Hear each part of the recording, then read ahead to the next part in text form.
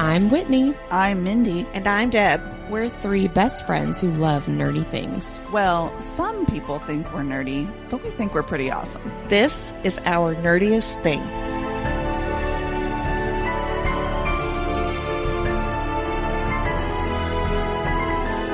Hello, fellow nerds, and welcome to Our Nerdiest Thing. Today we are discussing A Realm of Ash and Shadow by Lara Buckheit, chapters 1 through 13. As always, we are spoiler friendly, so listen at your own risk.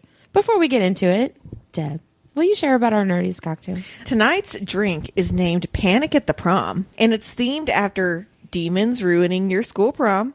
It pairs well with friends with benefits, possessed classmates, bloody demon massacres with the help of a hot stranger, and it may cause sudden kidnapping through a portal. It's got cherry vodka, amaretto, cranberry juice. You put it all in a glass, you stir it up, you drink it, and you feel all happy inside. And then, you panic at your prom. I was going for spiked punch at the prom. Oh, yeah. And it kind of does taste like that. But it doesn't taste like shitty alcohol spiked punch. It doesn't hurt when you drink it. It's the elevated version of spiked punch. So, yeah, Mindy created done. this drink. Thank you. It's quite delicious. Yeah. So, Mindy, have you spun the wheel o' names for our Nerdiest recap? I have. And this week, the Nerdiest recap goes to Deb. It's Deb. Yay! So... I wrote down 10 things just in case I got picked. Did you? I did. I was like, I took a cue from you last week. I was going to say, didn't I get fussed at last week? You did get fussed at. So what the listeners don't know is we don't know who's going to get it, but we do know it's 10 facts in 60 seconds. So since you did it, I did it. Well, I mean, I think it's the way to be. Yeah, so, that's right. I do. But you know what? I'm still not going to get to it in 60 seconds, so it's fine. Well, I'm just sitting here not even putting my 60-second timer on, so I was just going to let you go and then just let you talk forever, I guess. We would be here for 4 hours. All right. So, Deb, you have 60 seconds to tell us top 10 things that happened in this section, or just 10 things. I'm going to go in chronological order. Wouldn't it be fun if we did 10 things that was like, she opened a door? I think our listeners are like, no. Yeah, things that happened, but also like don't matter. Right, yeah, exactly. All right, I've got the timer ready now. Okay, I'm ready. And away we go. Number 1, the book opens as Valeria. Is that how you pronounce it, Mindy? Valeria. Valeria sneaks out of Mason's room, gets a letter from a raven, and accepts a prom proposal. Number 2, Mason is a seer and knows that the demons from Val's land are real. Number 3, we find out that Val's brother, Caden, started a war to steal the crown from the king, who happens to be their father, and killed their mother. Number 4, Val suddenly has a bonding mark with emotions running through it and gets an enchanted dagger for her birthday. Number 5, the super hot dude Gideon from Val's bond shows up to prom and they kill all the demons together and do I sense fated mates. Number 6, Gideon and Val travel across the 4 bridges to Empyrean and she learns that Seraphicity is no longer the utopia she left. Number 7, Gideon is paid for his service to find Val and leaves the castle only for her to be reunited with her father who slaps her across the face. What a fuckwad. Number 8, Val tries to fuck Malachi to make Gideon jealous. Number 9, Gideon leaves Val a charm necklace so her mind can't be manipulated by magic. Number 10, Gideon and Val make out near her mother and Bastille's graves, and then they knock over a pile of books, and there's a picture of their shared brand inside it. Done. Boom. With 3 seconds to spare. That Very was nice. A lot of information. It is a lot of information. I have to catch my breath. You barely. Like you were losing your breath there for a second. I think you did that all in one breath. It's impressive. That's the only way to get it. I mean, you don't even have 10 seconds per sentence. I know. It's 6 seconds per sentence. And I used a lot of compound sentences. Well, maybe when it's my turn, I'll do she opened a door. She stood up. Listeners will love it. They'll love it. That'll go over. They'll know so much about what's happening. Yeah, it'll tell you so much about the plot of the book. It'll be perfect. Well, before we get into all of those details and more, Mindy, yes, will you please do our nerdiest vocabulary? Of course I will. So there was a lot to choose from, right? Because this is sort of a new series for us. And I decided to just go, big. And I chose Empyrean because this is the realm, right? And this is a word I've been seeing in a lot of fantasy books. So I'm really excited to hear about this. Deb and I actually kind of talked about this a little bit because it is used frequently in a lot of other fantasy books, such as Rebecca Yarros's Fourth Wing It's part of her Empyrean series. And author that we had spoken to before, Sarah Schaller's series is called the Empyrean Trilogy. Yeah, also, I'm arc reading for Geneva Monroe right now, who we met at Imaginarium, and she also has Empyrean in her. So please tell me what the fuck this means. Right. So, right. I was like, this has to be something bigger. And it makes so much sense now that I've looked into it. The actual word, like Empyrean, when people are talking about Empyrean, it kind of means relating to heaven or the sky. It could also mean heaven, in particular, the highest part of heaven. So, and it kind of goes back to Greek origins from the Greek term empyreos, which translates to in fire, which is kind of contradictory, actually, if you think about it, because you're talking about heaven. I don't normally think of heaven and fire. I kind of think of hell and fire, right? Yeah. But the Greeks believed that the highest part of heaven contained the element of fire. So that's where that comes from. And then Christian religion saw Empyrean as the source of light. And that was where God and saved souls lived. In medieval Christianity, Empyrean was the third heaven. So is beyond what I assume are the first and second heavens, the heaven of the air and the heaven of the stars. And then going even further into Christian literature, they use the word to name the dwelling place of God, or really any like celestial being that is so divine that they're kind of made of pure light. So I guess light and fire is going hand in hand here. And then Dante wrote a poem called Paradiso, all about his journey through heaven, and he visits God in the Empyrean. So it comes from that as well. So it's definitely something that's been around for a while.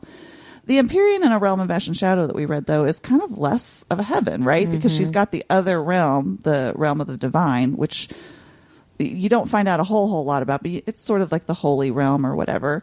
Really, Empyrean's more of a utopian society. So I guess, like, as a mortal, sometimes we consider heaven as a utopia. Sure. So I can see that going hand in hand. Well, and she references this city being a utopia several times in this book. Yeah. And then coincidentally, or not, maybe it's not a coincidence, the warriors from Empyrean are called Celestians, which is from the word celestial, which means pertaining to the sky or heavens, or the universe beyond the Earth's atmosphere. So that totally tracks. Okay, that makes so much more sense. Yeah. And, you know, if you have a vocab section in your book, maybe put that in, because I was like, who wrote it first and who's ripping it off? That's what I started thinking. I'm like, this is becoming such a common thing. But now that I know what it means, it makes total sense. Yeah, like they're definitely pulling from actual history or some writings from history. And it just, I mean, I guess it just sounds kind of cool, right? It does. You know, I can see why it'd be something that people would want to go towards to use. Yeah. Well, thank you so much, Mindy. You always teach us so much. Let's start off these episodes. I try. I learn quite a bit, actually, as I'm looking into this stuff. Yeah. Well, let's go ahead and just get into it and talk about your favorite moment from these first 13 chapters.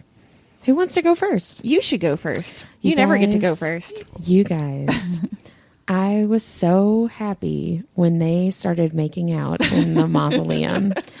And I was kind of, for a second, like, this is kind of weird setting wise, but then I just didn't care. Here, why don't you bump me up against my mom? It is a weird setting. It's a weird setting. And I don't know. I was actually thinking about this. This is going to make me sound so like crazy and podunk. But my house that I grew up in is like a block away from like the big cemetery in town where I grew up. And so I would like. Where did you bump up against a tombstone? Not a tombstone, but I would go like work out and like go for a jog through the cemetery. And like as a kid, I just didn't think about it at all. And like in high school, that's just what I did because that was the route that was by my where house. It was close by. Right. As someone who's scared of the ghost in my house, I can't believe you would exercise Well, at I a just cemetery. didn't think about it like that. And now I'm like, that was kind of weird. And so I don't know if like that was just kind of normal to me. And so I didn't think this scene was weird. You weren't making out with your boyfriend next to your mom's grave. No, that's true. And Linnell is still alive and kicking. Shout out to Linnell. Yeah. But I loved that makeout scene so much. And I don't even know why. I think it's just because I really like Gideon. And so I was like, yes, Gideon. Get you some Gideon. Yeah. But that was my favorite moment. It's funny. My favorite my favorite moment has to do with Gideon, but it really has to do more with Malachi. I really enjoyed watching how Malachi cared for Val at the ball. But what I enjoyed more is that Val tries to make Gideon jealous with him. Okay, so whenever she tries to make Gideon jealous, that actually happens to be my favorite spicy scene. Mine in this too. book, which I know we're going to talk about in a little bit. But what I love about this moment is that Val has no qualms about sex, and she just takes what she wants. Yeah. So Val, we salute you. Good job. And the fact that Malachi, the guard, is just like, hell yeah, let's go. Like, made me giggle. She was like, let's go. And he's like, well, oh, okay. You know? And so, but what I really liked about this scene is that Malachi says he won't be used against Gideon, and then we find out that Val accidentally screams down the bond that she's going to fuck Malachi to make Gideon jealous. I mean, I was laughing out loud. And I enjoyed that a lot. Yeah, that was my favorite moment so far in this book. What about you, Min? So my favorite moment also has to do with Gideon. It's during the ball after she's done all this with Malachi and she's embarrassed and she goes down and she finds some peanut butter and Gideon comes down and they share this peanut butter together. But during that whole scene, there's so many cute, sweet things. First of all, Gideon's such like a golden retriever, right? Like, Yeah. you know, I love me a golden retriever male character. Just so sweet. And he's so naive. And I love that, like, when he asked her what a fuckwit was, because she had called him that before. He seems so sweet and naive in that moment. And then he's talking to her about the pull from the bond and how, like, he feels that and how they're drawn to each other. And they get in that sort of, like, intimate sort of conversation, and then he gives her the enchanted necklace so she won't be manipulated by magic. It's just such a sweet interchange. Mm-hmm. It reminds me of Outlander when Jamie asked Claire what fucking is. Yes, I love And then that she's same like, thing. I think it's what we just did. Yeah, I thought about that too. It's just a sweet, sweet moment. Yeah. I loved it. So It's good. Not sweet. I want to tell you what my least favorite part was. Okay. Bring us Because this down, has been Deb. bugging me. Can we just teleport to the scene where Val is reunited with her father and kick him in the balls? This was my least favorite scene too. It makes Yeah. me sick to my stomach. Yeah. Not only does he tell Val that she's only there because she is useful to him, Yeah. but then he slaps her so hard across the face that you can see the Raven insignia in the bruise on her face. And the way that her stepmom and the entire staff treat her afterwards regarding the bruise show that it's a really common occurrence. Yeah. They're just like, well, yeah, don't disobey. Yeah. He's gonna, I mean, slapped her hard enough that you could see the imprint of his ring on her And like face. literally, it's not the very first, but like this is like I earliest do have a moment. question about her age, though, because she does say that she was sent 18 years ago, but she's about to graduate high school. I would say she's probably 18. Or I think 19. she's 18, 19. Okay, so like she wouldn't really remember him then. Right. She just knows she has a father in this other world Right. because Yeah. Marjorie has told her. Is that right? I guess. Well, yeah. I mean, apparently she's been getting correspondence from him. Well, but then yeah. it stopped, and then of course He used to stepmom. write. Yeah, he used to write to her, and then somebody else started writing to her. So, like in his place. But yeah, that was my least favorite moment too, because she had already. Okay, I'm going to say her name wrong. Valeria. that's Okay, right. because I kept saying Valeria. Sounds like an STD. It sounds like malaria, but that's how I thought you said Valeria. it. So it's gonna be difficult for me to actually say it correctly. So Think like my Val. apologies. Valeria. I might just have to call her Val. So Yeah, I mean, I started doing that too, but but- we did find this out straight from the author's mouth I know. this time. So so I have no excuse. Is that what you mean? well, no, I'm just saying, like, I feel like we can't just be like, well, I'm saying it this Oh way. no, I know. Not well. We did that in the From Blood and Ash world because no one fucking knows. Exactly. Right? Nobody knows. Yeah, I felt really bad with that whole. I don't even want to say reunited with her Oh, father yeah. because it's not really. But she's already shared in her inner monologue the insecurity that she has with this whole relationship with her dad. Right, like she knows that her mom was killed. She knows that her brother is responsible for it, and there's that alone is crazy family dynamics, right? And so she's already feeling weird and insecure about like, well, why did my dad send me away? He never has come to visit me. Like, I don't really know him. He doesn't know His me. letters even got shorter, and she Yes. realizes it's her stepmom writing Yeah. them. Right. Right. And so she's already got these weird insecurities and worries about her relationship with him. And then, I mean, I guess, I don't know if it's better for him to just be like, no, I suck.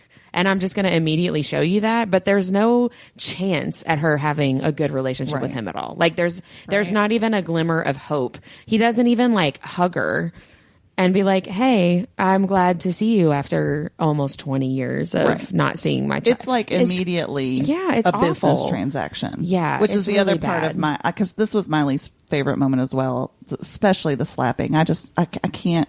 I have a visceral reaction to that. It's like one of the most disrespectful things you could do to someone, and demeaning and belittling. I mean, it's not, but I'm saying like in that instance, yes, but kind of hand in hand with that, the moment that he pays Gideon for bringing her, like she sees him give him. I keep wanting to say cojones, but it's coronas.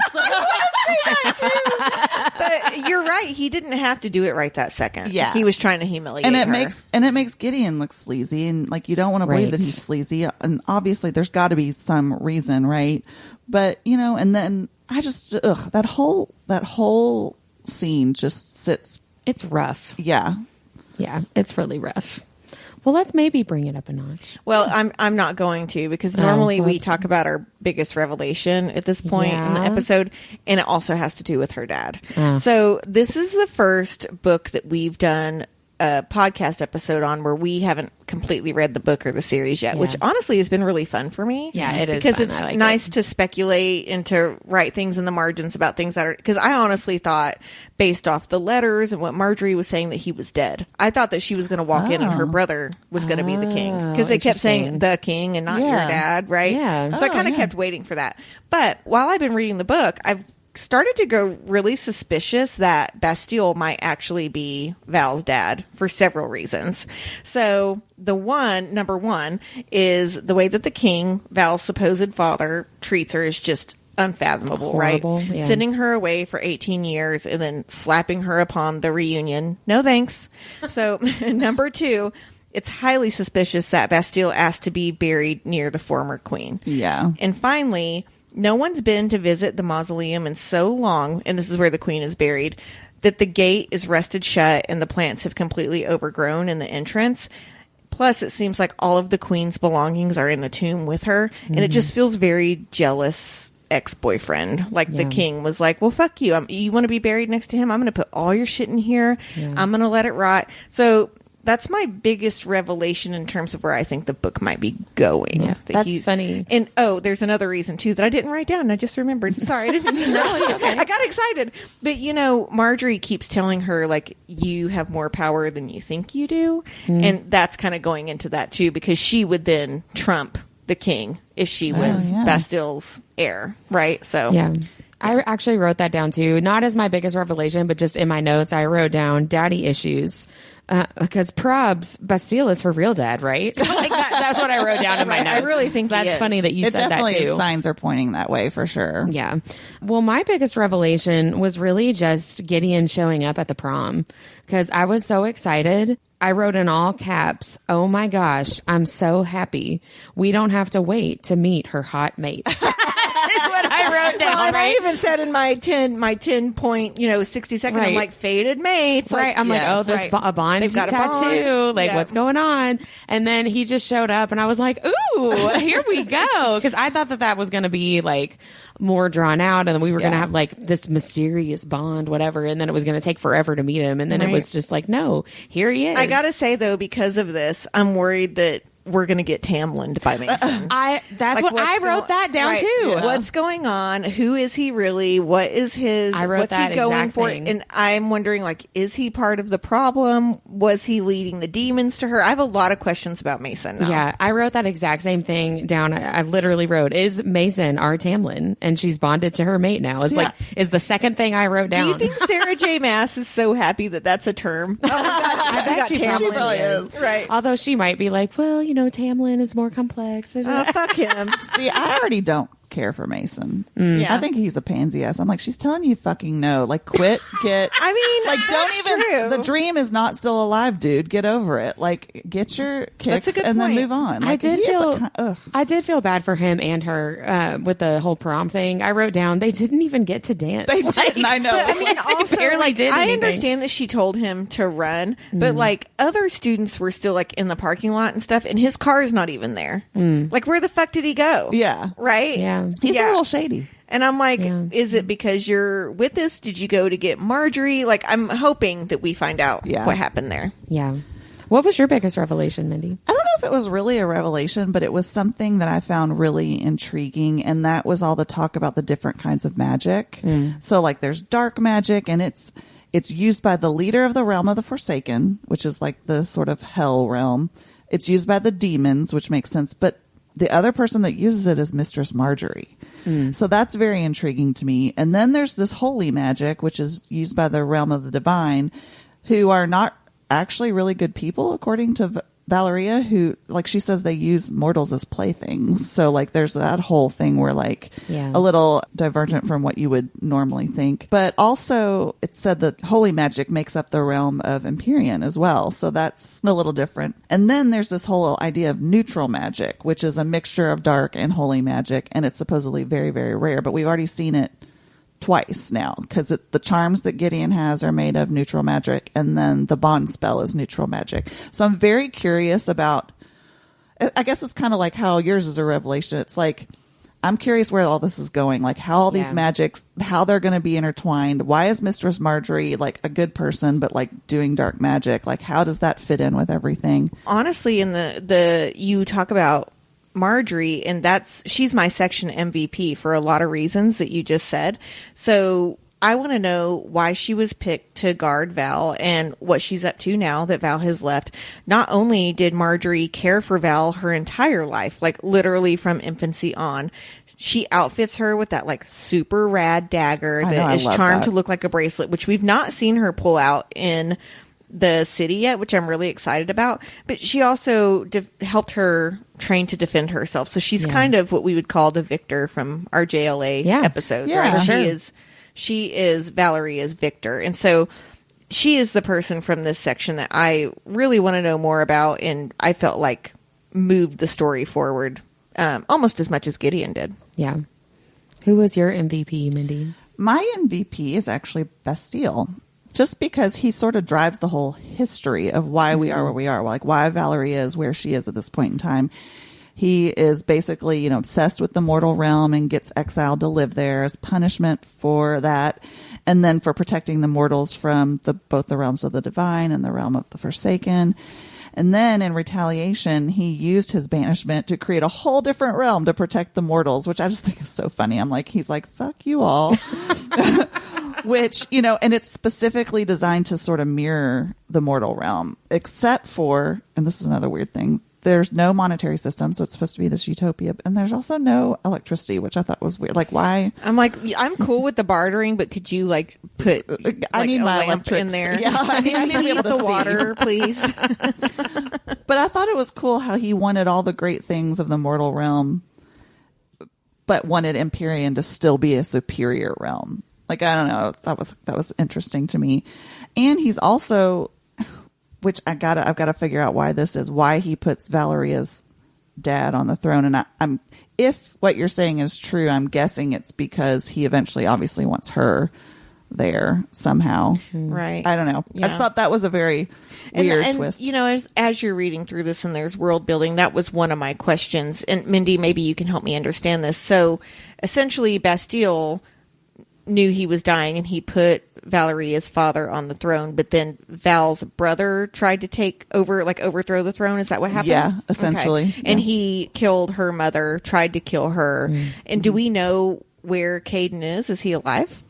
I don't think we know. We don't know at this point. Okay, cool. Yeah. I can't wait to see where that goes then. I just feel like Bastille's going to come in more significantly in the next chapters. So for me, I feel like he's already started this sort of trajectory of where this is all going. Yeah. He's the tie that runs through everything. My MVP was Gideon. And it's kind of related to my favorite spicy scene as well. Because there are really two main reasons why I picked Gideon as the chapter MVP. First of all, I just really like him. That's not even one of the reasons. So one of the reasons was the mausoleum makeout, as I will refer to it now and forever. He's just hot and he's strong and he seems like a good person. And I'm just really I was into that whole thing. But also the fact that he has this girl scream his name when she's with someone else, like you were talking about earlier, I was like, I would die. But also, that's kind of hilarious from Gideon's POV, right? Yeah. Because he knows through the bond that, that happened. And obviously Malachi would tell him. Yeah. I mean, he playa. That is a question I have too. How are he and Malachi like friends? Like, are they friends? I'm like, are they brothers? Like, why does he feel so? There's a connection, right? There. Why wouldn't he just? There's definitely a deeper, because that's connection going on there. I mean, he was very willing to go make out with her. Oh, for sure. Right? He was very willing to go hook up until he realized that she was really into Gideon, right? Yeah. She made that very clear. Well, I mean, also, if you scream out another guy's name, it doesn't matter if you are loyal to that guy or not. It's probably going to kill your boner. Well, because that's what I mean. Like, he seems very loyal to Gideon, but he was willing to go with her in the first place, knowing that they're bonded. There's something there, right. until she yelled his name, and then it was like, okay, I won't be used in this way. I'm not going to be your pawn. I'm not your hussy. No, thank you, ma'am. But I do love how he's like, you can use me for anything, but not that. Right. It's like that. I would do anything. But I won't do that. But anyway, the mausoleum makeout was my favorite spicy scene. So, so that's also your favorite spicy great. Scene. Yeah. Well, and you'd already told us that your favorite was Malachi. I mean, for me too, it's like the frenziness of it, the lack of inhibition, the fact that they are just really gonna fucking go for it, right? They're like in an alcove in the hallway, right? But I honestly for a second forgot that she called out his name because I just remembered she yelled it down the bond, right? No, but that, right. And so what was your favorite scene though, Min? So my favorite spicy scene was also that revenge makeout sesh because I just think it's just so funny. But that leads into my favorite secondary character, who is Malachi. Me too. Yeah, I just think he's kind of mysterious, but also charming. He doesn't take anyone's shit.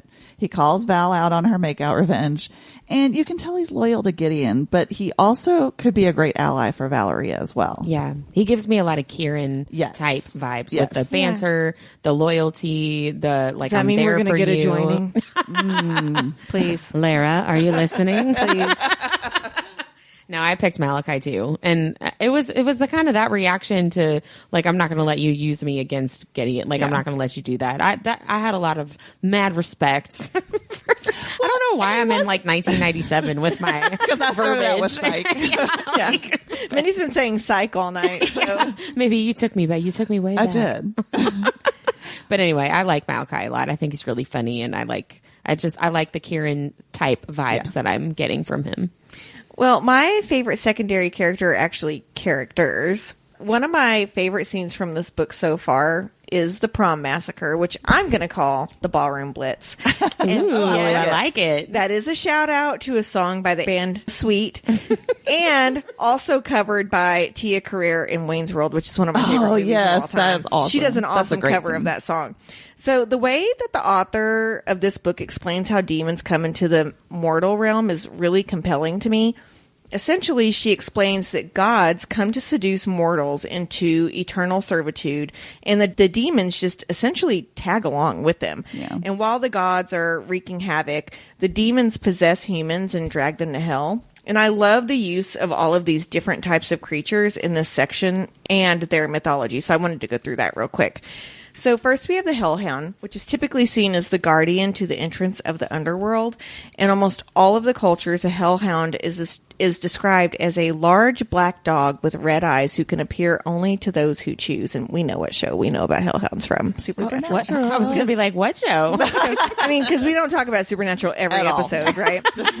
The next demon named in the prom scene, or the Ballroom Blitz, as I'm going to call it, is the Night Hag, which I didn't know was the name of the demon that's commonly associated with sleep paralysis. And I didn't know a demon was connected to that. So when one suffers from sleep paralysis, the victim usually wakes with a feeling of terror, has difficulty breathing because of a perceived heavy invisible weight on his or her chest, and is unable to move.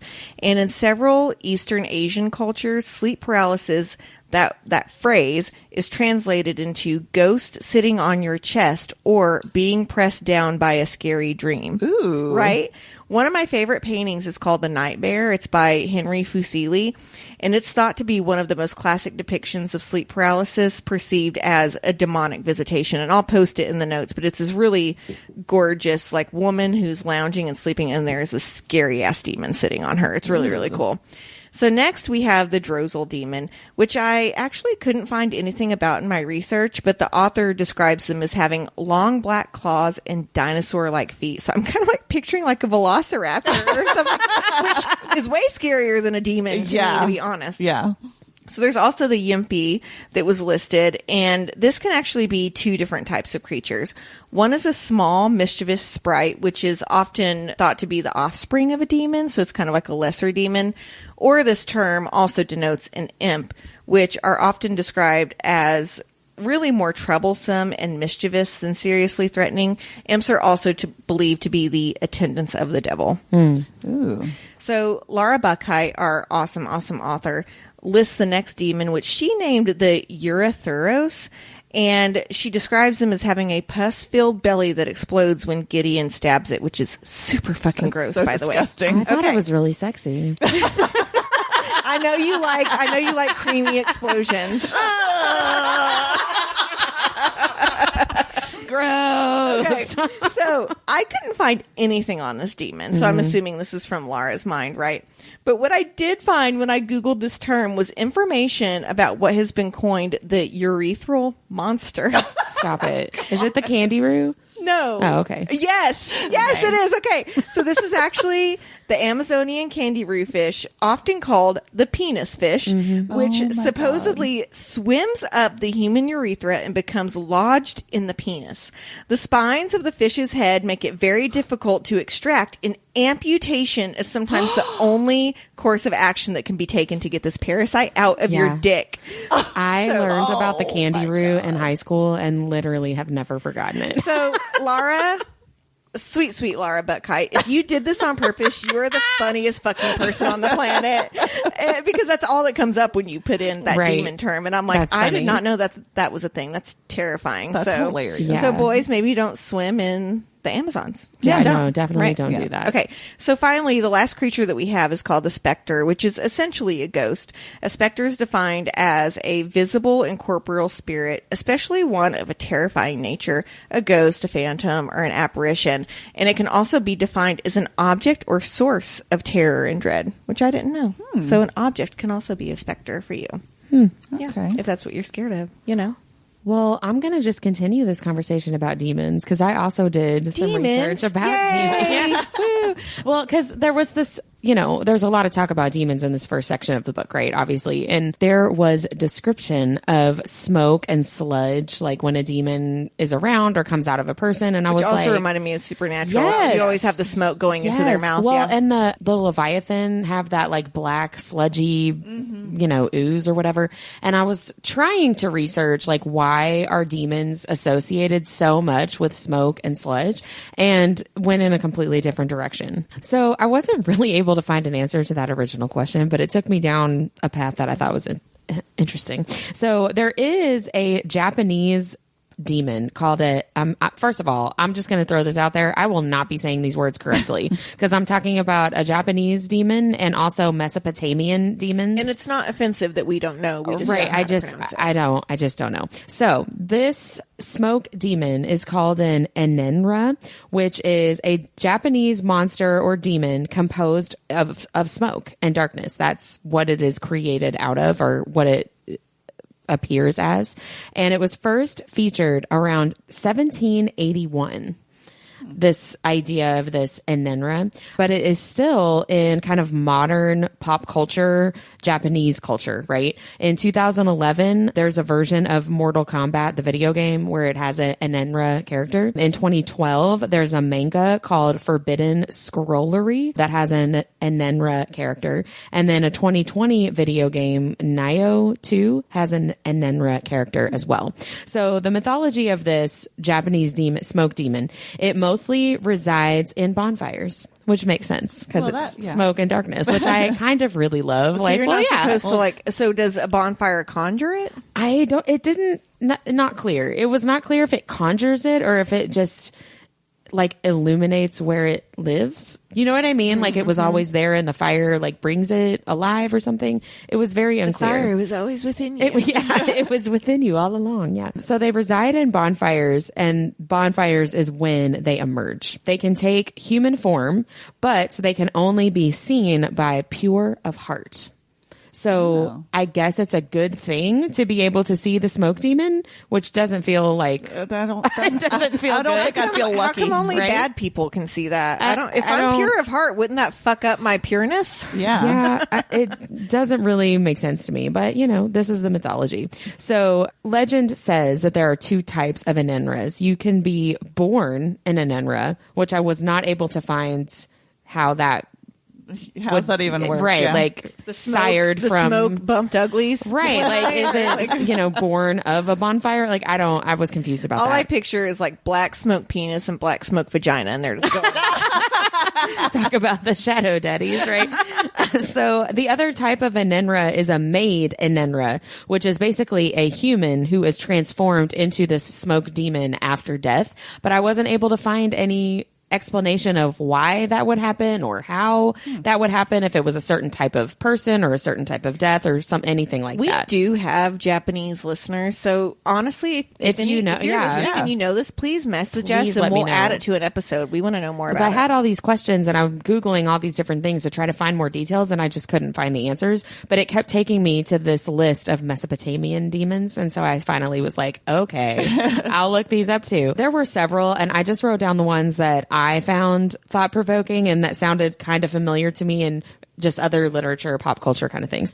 So the first one is Lamashtu, which is a female demon who is basically a really big bad. It's a malevolent goddess who menaced women during childbirth and tried to kidnap their babies while breastfeeding. Oh my God. How come this isn't in anyone's fantasy book? That's a great villain. I mean, it sounds like a great, like dark fairy tale kind of thing. They would gnaw on, I think, the baby. It's not clear if this was referring to the babies or the mothers, but the Lamashtu gnaws on bones and sucks their blood. And there's some similarities to Lilith in Jewish mythology, which I thought was really, really cool. Which, if you aren't familiar with that, Lilith was the first demon. Right. And that's a whole storyline in our favorite show, Supernatural. There's another Mesopotamian demon called Pazuzu, a personification of southwestern wind.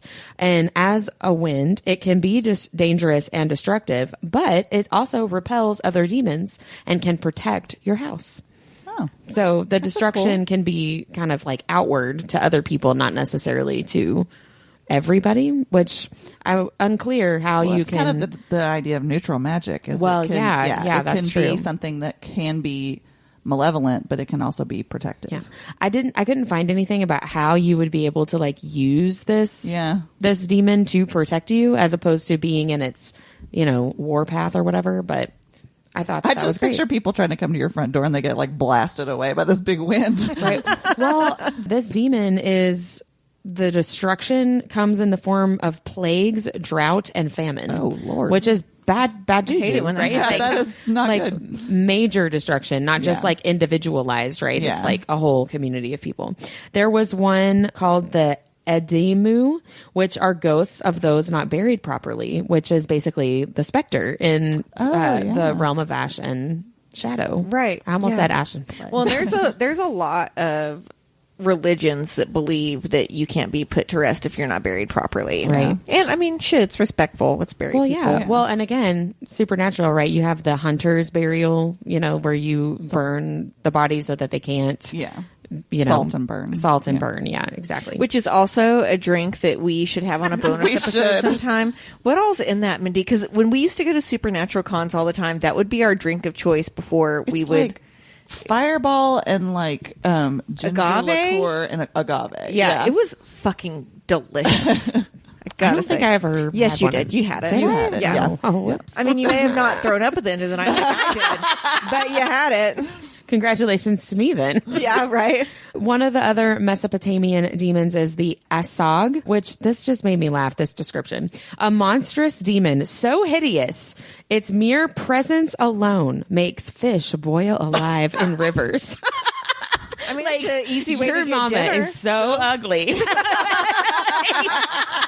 That made me laugh so much. Like, This is so ugly. Fish just die. That's so specific. I know, I know, right? like they don't just like, keel over; they boil. fish But if boil if a deer alive. sees you, it doesn't boil. It's just the fish. Yeah. Yeah. Yeah. And this was kind of crazy too. So super ugly, right? But also accompanied into battle by an army of rock demon offspring born of his union with mountains themselves, which is kind of badass a little bit, Yeah. right? So like maybe I'm hideous, but I've also got rock demon babies that'll F you up, right? This is so nerdy, but that reminds me. There's a Pokemon that's like a rock. I can't remember what he's called, but he's like a rock Yeah. guy, and that's what I think of. He's just like made of rocks. Well, you're in the right place for nerdy things. I know. So never feel bad to share those. So a couple more that I just really enjoyed. Alal is a demon to tempt men. You can ward Alal off with amulets. And that's all the... I mean, just give her like some cheese or something. Right? I mean, I'm like, that's all it said too. And I'm like, tempt men? How? What kind of amulet? Like I wanted all these. So maybe I'll just write a short story where I'll just like fill in these blanks myself. Yeah, Right. that I mean, sounds And can't then- she just like take her shirt off? Maybe, I don't know. That might be an easier Some way of to these tempt demons men. are so hideous. So I don't know. hideous but great tits. What I loved about this one is that there's art of Alal's that you can find in Nineveh, which is present day Iraq. But Nineveh is one of my favorite cities, words to say, because you guys know, grow up in a Southern Baptist church, you do vacation Bible school. And there was one summer. So Nineveh is in the story of Jonah, the book of Jonah in the Old Testament in the Bible. There was a song that we used to sing, and I still remember only this Tell one us part. how it goes.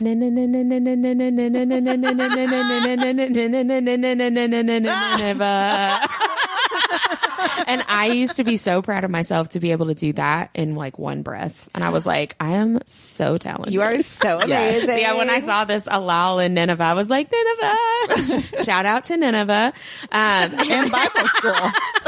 And then the last two were my favorite. There's the Alu, which has a real close parallel to the night hag, like you were talking about from the Ballroom Blitz. The Alu is a vengeful spirit of a different type of demons that has no mouth, no lips, no ears. It roams at night, terrifies people in their sleep, torments people for fun, and when you are possessed by an Alu, it results in unconsciousness and comas, and it was used to explain sleep paralysis. Interesting. So that night hag is kind of that same It's interesting vein. how both types of sleep paralysis are explained by a demon. Yeah. And not by, anxiety. Right. Well, it has to be something else doing it to you, You're right. right? Especially, Especially if you're a Mesopotamia. woman. Can't you just get control of your feelings? God. Nobody can get control of their feelings. And then last but not least, the Rabisu is also called the Lurker. It's a vampiric demon. Some people think that this is the type of evil spirit that is mentioned in the Bible in the book of Genesis chapter 4, where God tells Cain that sin is lurking at his door before Cain kills his brother Abel, and that's like the first murder in the story Right. of Genesis. So this Rabisu is the lurker, a demon that is waiting for you to make a bad decision or like luring you to But make a bad wasn't Cain decision. the first demon? Well, not in Genesis, but in other lore, yes. Oh, okay. Because I was like, that doesn't make sense. Cain was the first demon. Yeah, no, in other lore he is, but in Genesis he's a man. Right. I Just- knew that, but yeah. I thought maybe when he went to hell, for like It doesn't killing talk- his brother. No, it doesn't talk about that. It Okay. just talks about the aftermath. So there is one more demon I wanted to bring up that you reminded me of when you were talking about all of these. So in the movie Dogma by Kevin Smith, which is just a brilliant movie. It is so funny. And this is an actual thing. There is something called a shit demon, and it's a Golgothan, and it is a fictional creature composed of human excrement. So the creature derives its name from the hill where Christ was crucified, which makes sense in this movie because it's all about God, right? Yeah. Finding God. The collective suffering of the soul sentenced to death by crucifixion on that hill gives birth to the demon's existence. That's really Right. interesting. So that could have been a really gross one that she could have used in this scene. But yeah, I mean, it's literally made of human shit. Yeah, thank you. No, thank Right. you. Yeah. Right. Like, aren't demons bad enough? Do Right, we they have to be throw made of poop? shit. Yeah. Like, do we have to put poop into the mix as well? Like, come on.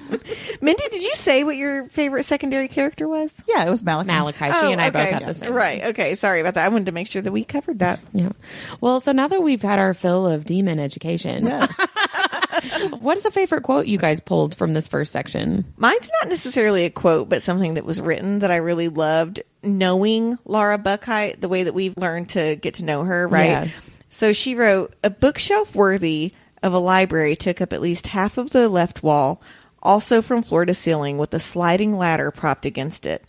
The book spines were leather bound and embossed with silver. Somehow, I knew that none of them contained smut. What a shame. I Yeah, love I that like that too. I love it because if you've listened to our interview with Lara, who is again the author of this book, you know that she loves to read, but she also loves to write smut within her plot, and she even termed something called plut, which means plenty of plot, plenty of smut. Yeah. which I really like. Yeah. yeah. Yes. So The perfect balance. I It is. loved this because everyone dreams of having a library like this. Yes. Everyone. It's Yeah. the Beauty and the Beast library. Oh, is what it sure. is. But then I She love has it that in she her said, wing. what a shame. yeah. Yeah. I like It's a great library, but it doesn't have what I want in it. Right. Yeah. What was your favorite quote? I think mine, I had a few that I wrote down, but I think my favorite is when Valeria says, I could have received any number of presents for my birthday, but what did I get? A creepy magical bond to someone I didn't know who felt what I felt and experienced what I experienced. With my luck, it was probably some toothless old dude. Yeah, how come liked every that, time too. you're bonded to someone, they just happen to be hot? We I don't ever know. hear about the ones where you're like, oh, fuck. Well, I went in kind of the same direction as you guys, something that made me laugh. And it was what we've talked about before when she's making out with Malachi, doing the hookup, and then she yells out Gideon's name, and he goes, well, that's a first. That made me laugh a lot. I wrote that down as my favorite quote. Which also sounds like something Kieran would say. Right. Yeah. Well, I just, and it makes me love Malachi, right? know. Because there are so many different ways that you could react in that moment as Malachi, Yeah. right? And he just is so funny and not super judgmental, but also very clear with his boundaries and Right. what he's willing to do, but doesn't make her feel bad about it. Like doesn't slut shame her or anything like that. Yeah. Like I just felt like he handled that in a really classy Diplomatic way. Great job, Yes. Malachi. Golf claps for Malachi. Good job, buddy. What about some questions you guys have So moving many forward? questions. I know there are several. My questions are about what we talked about earlier when you predict that Bastille is her dad. That was my question is, so he is her dad? Right. Right? So I want to know who's sending the demons to the mortal realm. We haven't figured that out yet. Right. Right. I'm worried it's Mason. I want to know if he's actually a good guy. There is something that stood out to me that maybe we can talk about in the next episode if it continues to come up is why does all of the architecture that Bastille had created work with the number 7? So there's always 7 columns. I noticed that too. And so I wanted to look into that, but it just really didn't fit in with what we were talking about Sure, tonight. yeah. So, but I'm hoping that either comes out or maybe I'm going to look into it because I mean, 7 is supposed to be like a holy number and all of that, but I don't know enough about it to really you talk see it in about a it. lot of fairy tales and stuff. You do. Yeah. So I'm really curious about the number of 7 with Bastille. Yeah. What were yours, Min? I just had so many. I really want to know what's up with Mistress Marjorie. She's such an enigma. I need Yeah. to know how she fits into all this, like including, and you brought this up, how she kind of mysteriously just tells Val to remember she's a princess with power, but she doesn't tell her what or how. Right. It's very, Right, just because- remember that. Just remember Right. that. She's Just telling her that, and Val is walking into having no power. And that's why the whole thing with Bastille, I'm like, Yeah. she's trying to tell you that you're more Something- powerful than yes. him. Yeah. And There's that was deeper another of my meaning there. questions, like what was up with Bastille and her mom? Like, Yeah. there's definitely something there. Another one that was sort of an offside one, Valeria sees Malachi's scars and something stirs in the back of her mind. And I'm wondering, first of all, was it her or was it Gideon that she felt But through who? the bond? But who is it? She's saying that he looks really familiar to her. So I was curious about that too. Okay. I didn't know if I didn't make that connection, but that makes sense too. There's got to be a story about the scars because he even says, But he's I'm like, that's a story for another time. But I'm like, is that Caden? Is that Yeah. Mason? I wonder. Like, I want to know. Yeah, who he is. there's something going on there. And then this is just a silly one, but what the fuck is up with the ugly spinster dresses? Like what?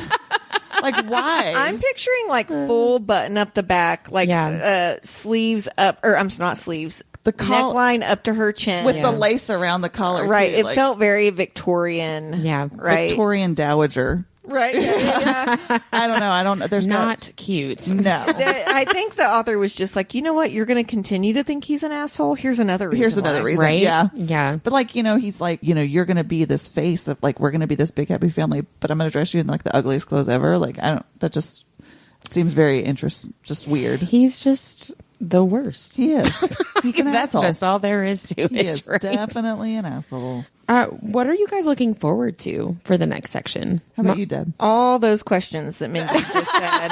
Really, Some answers. I'm not going to lie. I would really like some filthy smut pretty soon. I don't know if we get it in this book or not, but I really hope that we do, because I know that Lara has said she writes sex positive books. So I'm hoping we're going to get a little bit of that. I'm hoping that we learn what's going on with Mason and Mistress Marjorie. I want them to come back into the story. Yeah. Those are the things I'm looking forward to. I'm looking forward to more slow burn and hopefully more makeouts. I don't know. Maybe this book just like hit me on the right day, but I was just like so delighted by Gideon and the tension and the desire. We've been going through I'm so waggling much my more eyebrows. like You sure are. dark, like there have been so many dark themes in the things that we've been reading, and not that this one doesn't have some dark themes in it, because it certainly does, but it definitely has a lighter feel to it. Yeah, it does. And I think that's intriguing to me as well. It moves really quickly too, Yeah. which I've been enjoying. Yes. Like I will write something down and then be like, oh, okay, well, here's the answer.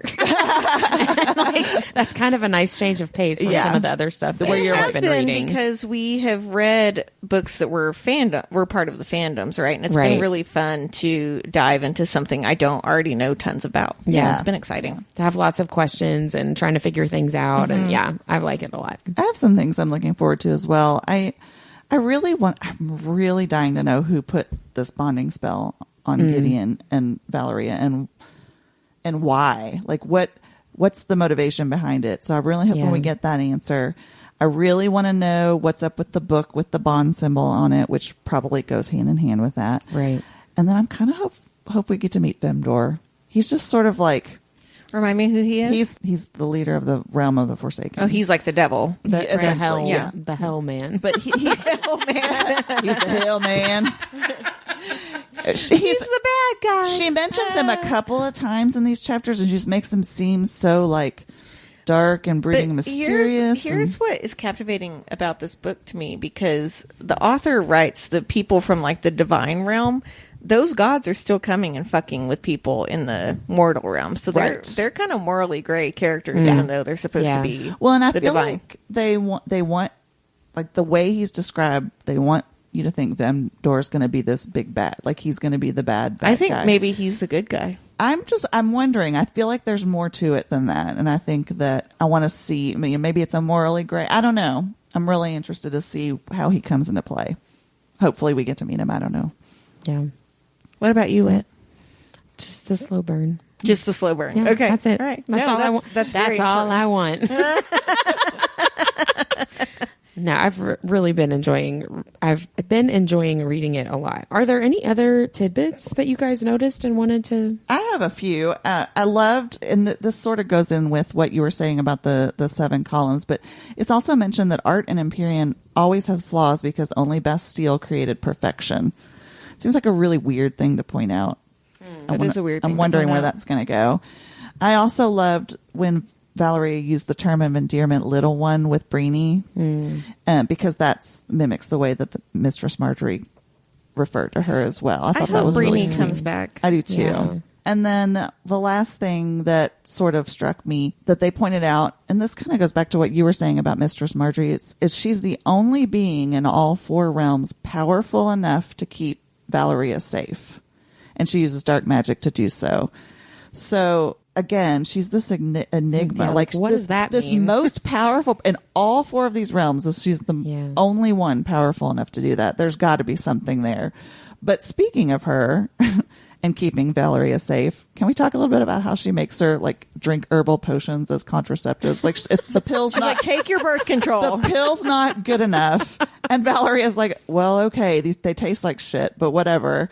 But it made me wonder, like, are there herbal remedies that people like? Is this something like people create, like, contraceptive potions or whatever? Right. So I did a little research and I came up with some herbs that are said to be good for contraceptives. So for the record, don't do it. No, if you get pregnant, it is not our fault. This is just for fun. I'm going to create my own contraceptive potion here. It's just for fun. Do not use this. It 100% will not work. Not recommended by your doctor.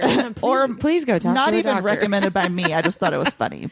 So there are several herbs and things that can be used as contraceptives. The first one I found was stone seed root, and it's often used by the women of the Lakota Indian tribe as a contraceptive, and it can be made into a tea or it can be smoked.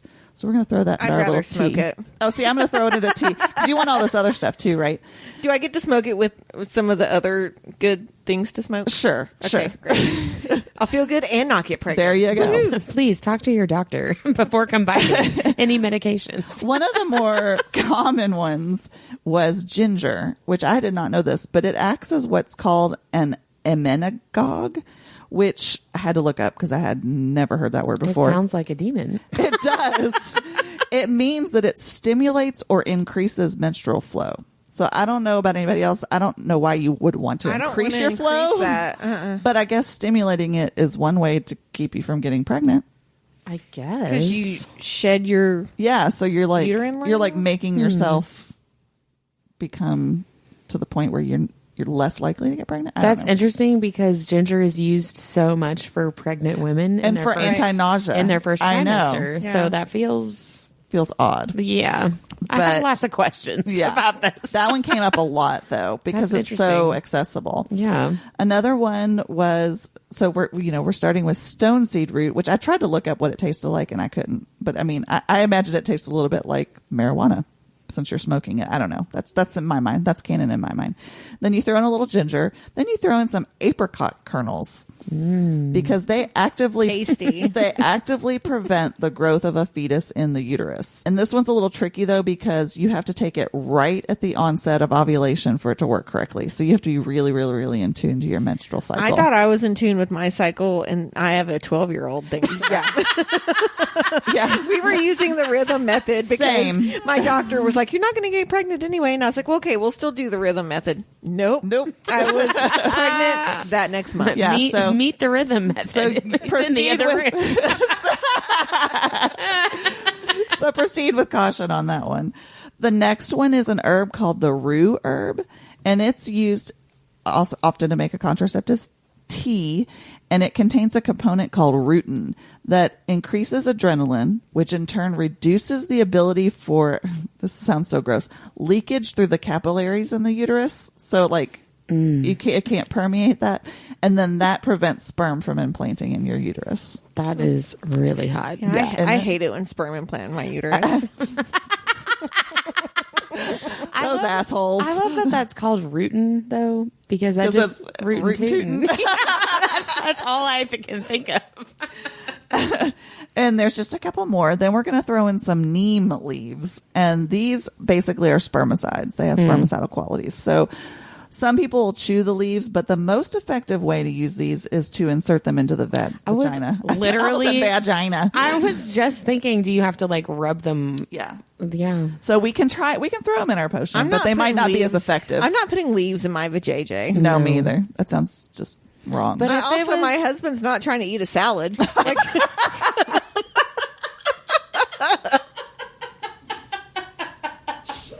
oh gosh. I will say though, if we were talking about like Outlander times, well, yeah, I would be trying all the things and then crying every time I had a baby. Came up. You know what I mean? But I put the leaves in my vagina. I did the leaves and everything. It did feel good. They were pokey. This one came up a lot though. Those neem leaves, they came up quite often. And I think that's the one I read that it goes for male and female.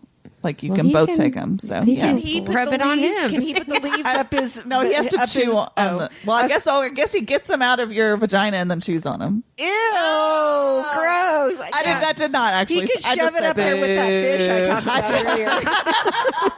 Boo. I made that up. I did not read that. And then finally, the final one, dried figs. Apparently, these have been known to have contraceptive properties as well if they're eaten daily. And you're supposed to eat. The suggestion is to eat 1 or 2 because they can also cause stomach upset. Sure. So I guess you could just eat like fig Newtons. I was with your just tea. about to ask how many fig Newtons. So would fig equate Newtons are one of my dried favorite fig. cookies. I actually love love figs. them. They So remind me of my good. dad because he used to Yeah. eat them all the time. Yeah. I love fig Newtons. Yeah.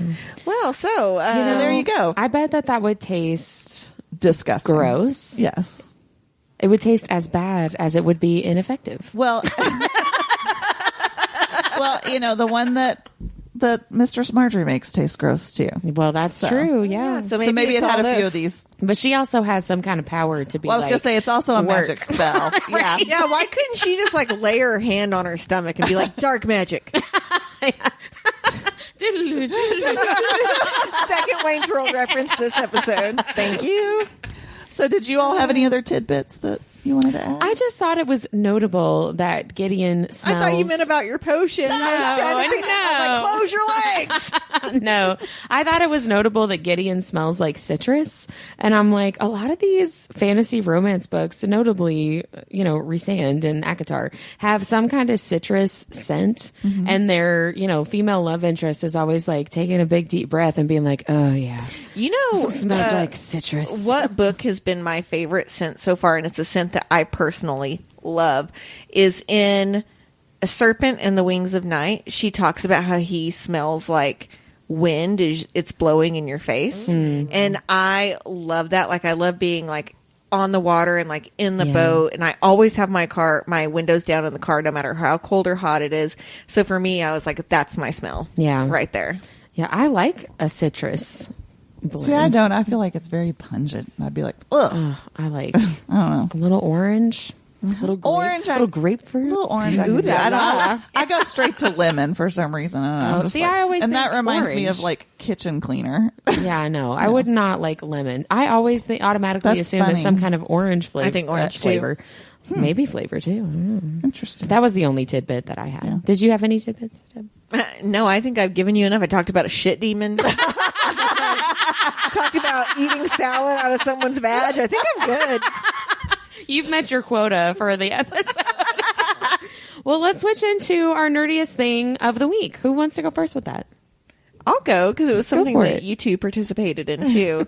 So yesterday we actually decided as a book club to not read a book this month, and we rented an inflatable water slide. And this is not some slip and slide shit. This is a for reals. 20-foot legit. tall slide, and it had like this big pool at the bottom, so when we weren't sliding we could like sit at the bottom. I brought out the margarita machine.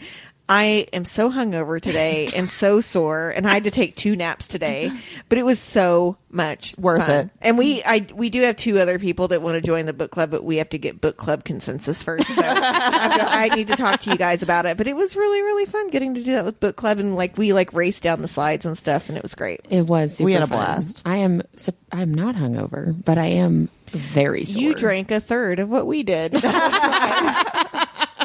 And we Truth. stayed like 3 hours later. Right, than you guys too. stayed a lot longer Yeah. than I did. So, but yeah, it was super, super fun. Highly recommend. Yes. We'll be doing again. Yeah, Yes. we're going to make I it think our this is an August annual tradition. event. Yeah, An it was annual great. event, for sure. You're never too old for an inflatable water slide. No. By the way, there were no husbands and no kids. Yep. I was just about to say, my 9-year-old was like, "You went down a water slide and you didn't invite me," and I was You're like, like, "Yes, "Yes, correct." That is what we did. Yeah, and I said we had races, and I came in second, and Robbie said, "Well, we're a winning family." He said, who beat you? And I said, the only other family who's more of a winning family than we are. Who is the biggest competitive person in the world, and that's Deb. The only one who would be like more into it than you, Robbie, is Deb. And then there's me, who I was like, I'm tired of going up this fucking ladder, so I'm just going to throw it. I don't want to do this. Well, when we would have ties, or someone would like accidentally go before they go, Yeah, you had to slide climb down. back up. Because here's the thing: sliding down's really fun. Going up is hard. It You was feel a like lot you're of going work. through a big old birth canal. Like It it was- gets skinnier the more you go up. And by the time you're Yeah. getting up there, half the time you fall halfway down. Like, it was hard. Yeah, I definitely. But it was worth it. It was We fun once you got definitely in. had two people lose their grip at the top and come sliding down. It was hilarious. I only came down like 3 rungs. I didn't go all the way down. What's your nerdiest thing of the week, Mindy? My nerdiest thing of the week is that, well, first of all, right before we recorded this episode, we recorded an interview with Emily Rath, who is like amazing. And I just love her books, and I'm part of her, Facebook group, and just really part of her You're on her ARC world. team too, and I'm on right? her ARC team. Like, I'm just really part of her world right now. And she's just amazing, an amazing person. And I've been nervous all week about this interview. Like, I've been like anxious and just like, what if I mess up? What if I felt like I was in college getting ready to do like a dramatic, like a theater performance. Like, that's how nervous I was. And she's lovely, and I didn't have any reason to be nervous. And Yeah. I didn't realize how great. crazy smart she Yeah, is. she's amazing. She's Yeah, very she's- well spoken, super Right. intelligent, Professor. Yeah, but I definitely was fangirling like hard. That's okay. We all were. It was a fun conversation. yeah, it was really good. Yeah. Well, I have 2. One is I watched a mini series on Netflix called it's either How to Be a Cult Leader or How to Be a Good Cult Leader. And it's only 6 episodes. They're like 30 minutes each, but they focus on different cult leaders almost exclusively in the 70s. Cause that was, That was the big time, yeah. But it was just really, that's right up my alley. So, I'm super into that kind of thing. We've talked on this episode about Jim Jones, and then who's the other one who like was the guy who was like, your kids are in a cult, I'll decondition them. It didn't talk about them. It talked very briefly about deprogramming. There was a former cult member who was saying that deprogrammers were like their boogeymen when they Right. were kids growing up in the cult. And they were told that they would literally get kidnapped off the street to be deprogrammed. And Well, I thought sometimes they were. I was like, Yeah. well, some people were doing that. Yeah. Yeah. But Jim Jones has an episode. Charles Manson is the focus of an That's right. episode. And then there were a couple of cult leaders that I had never even heard of. That it was really That it shit is too really scary for interesting. me. It's it was because really it actually interesting. happened, and Sounds it scares me. fascinating to Yeah, me. it It was is really, fascinating, really fascinating. but it keeps me awake at night. And then my other nerdy thing is, shout out to Catherine, my sister. She loves to read a historical fiction, and she's always recommending these historical fiction books to me. And so she's like, I'm getting ready to start this book that I'm going to recommend to you. I can't remember what it's called, but basically it's about World War I and World War II, like female spies. And I was like, that sounds really great. Like, is it a why choose? I know, right? And I will put it on my TBR, and I'll get to it eventually, but I'm just always like, okay. And then I'm telling her about stuff like the bonds that tie. But, You're trying to we expand love each to other's read. horizons. Yes, we both love to read, and we like to share the things that we're enjoying. So keep giving me your historical fiction recommendations. I Catherine. really like Catherine. I'm not going to read that. But She would never recommend it to you, Deborah. I She know knows. she wouldn't. I know she knows better. But I mean, Catherine and I have a lot of other fun things to talk about. So it's fine. That's it. That's it for Yeah. these first 13 chapters. So next week, we are in A Realm of Ash and Shadow, chapters 14 through 24. Can't wait. It's been fun. See you then. Bye.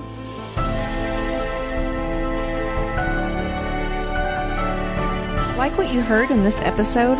Follow Our Nerdiest Thing on Instagram at instagram.com/Our Nerdiest Thing or Facebook at facebook.com/Our Nerdiest Thing. We love hearing from fellow nerds. Email us at ournerdiestthing@gmail.com.